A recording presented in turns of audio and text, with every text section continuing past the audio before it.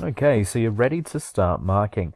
Firstly, you'll need to import your class, which you can do by clicking on this icon once you've pasted your class details into this section here. You need to have a first name, a last name, and some sort of unique ID code that works for each student. They must have a unique ID code, otherwise the rubric won't work.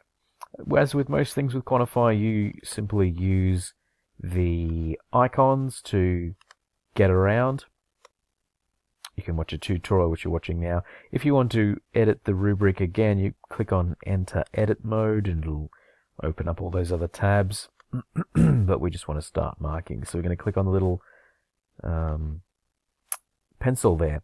Okay, so you should have your rubric in here. You should also have your strand names. You should have your student name, some sort of percentage score, and of course you can click here to get your analytics. So the first thing you need to do before you start marking is select whether this is formative or summative assessment, because you mark both formative and summative on the same tab, and that's how you delineate between the two. To select a student, you click on this cell here, C10, and you select a student from the drop-down list. That should be the same list as was in your class list.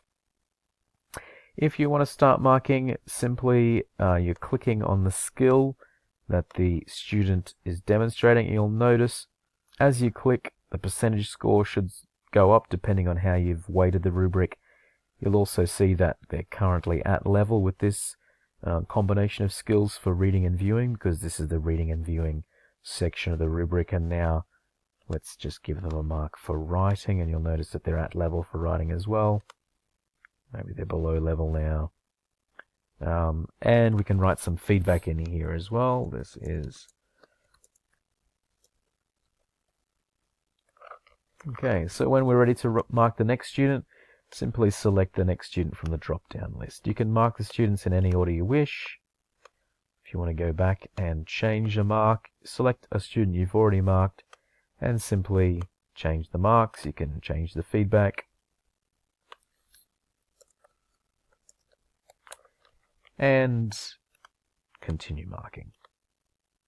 If you want to go back and change the mark again, it'll all be still there, just to prove that that's how it all works. Okay, since we've marked one student, we can go and look at our analytics now. You do have to click on the analytics button to get it to load in the Gutmann. You'll notice that there's nothing here. You need to make sure that it's the formative data set. You can, of course, choose the summative if you want. We've only marked a student in formative. Clicking on the button, it'll populate the Gutmann chart, and it will order it to show, obviously, this is the first student we've marked, and it'll start to populate. Go back to marking and continue marking. And that's how you work your magic with the rubric that you've designed.